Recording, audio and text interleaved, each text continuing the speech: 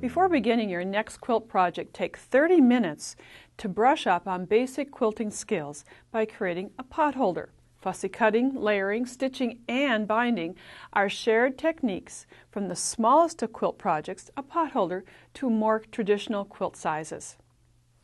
Here's our project. We can see we fussy cut the rooster shape, quilted layers together, and then place bias tape around the edges. If you'd like to fussy cut your project, we have just the tool for you. There are rulers designed for window openings. This is the Get Squared ruler by June Taylor. The rooster area could be square or on point. Using your rotary cutter, ruler, and mat, cut out the shape. We've already cut one out for you. On point, here's the rooster that has been cut out for the face of the potholder, and then you could cut another area in the floral motif area for the back of the potholder. Now, just 2 layers of fabric aren't going to be appropriate for the potholder, so whether you've cut your fashion fabric on point or square and you have a backing, you'll need 2 layers in the middle. First of all, work with cotton batting. Cotton batting is placed against the area where your hand will grasp the potholder. And then the secret layer is Insul-Bright. Insul-Bright will prevent the heat from transferring through to your hand area. So you have 4 layers of fabric. Before pinning the layers together, I like to do the marking for quilting. With a washable marking pen and ruler, mark an X on this block. From corner to corner with a washable marking pen. Then after marking just the top layer with an X, we're going to pin the layers together, pinning all 4 layers for the stitching. Then set up your sewing machine for a straight stitch. The type of foot that I like to use has a guide bar on it, a quilting guide bar. This is a patchwork foot, and there's also a walking foot that has a guide bar. And you may find feet in your accessory box already positioned with guide bars. The distance between the foot stitching and the guide bar is 1.5 inches.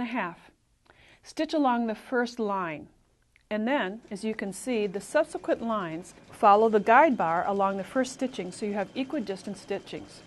After sewing all one side of the stitching, flip it around and sew the second line.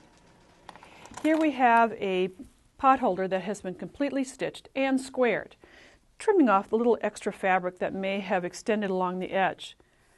With your bias tape, unfold the bias tape and meet the edge to the edge of the fabric, just one edge. And now it's time to stitch. I have my machine set up with a straight stitch, and I'm going to first stitch the bias tape to the top of the potholder, stitching in the pressed area. Then I'm going to stop stitching 1/4 inch from the corner, and I'll show you an easy way to stop the stitching. I'm going to align the foot in the well of the seam, right in the folded edge, and stitch in the ditch, stitching in that well. I really don't use pins because we're sewing such a short area.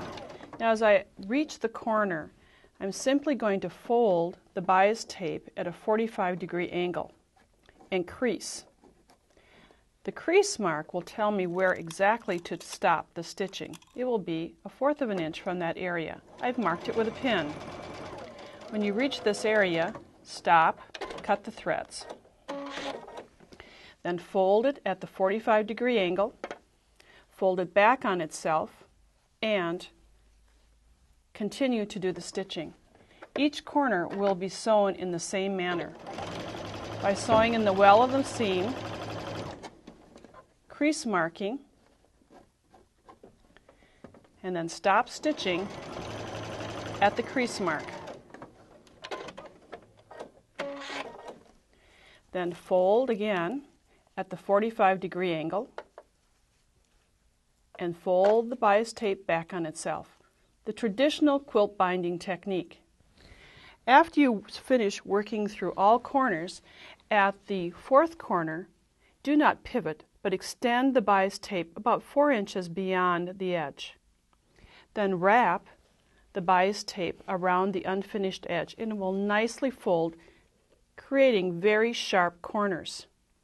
Now do some final stitching. The top stitching, just inside the red bias tape, is sewn all around the edges. I've sewn 2 of the 4 edges. At the 4th edge, rather than pivoting, just stitch off the tape. On our finished potholder, you'll see that we have turned under the tail and tucked it so that we have a loop. A mini quilt and a great way to practice your quilting skills. Find the fabrics and supplies you need to create your own quick and easy potholder at Nancy's Notions. Order your supplies today.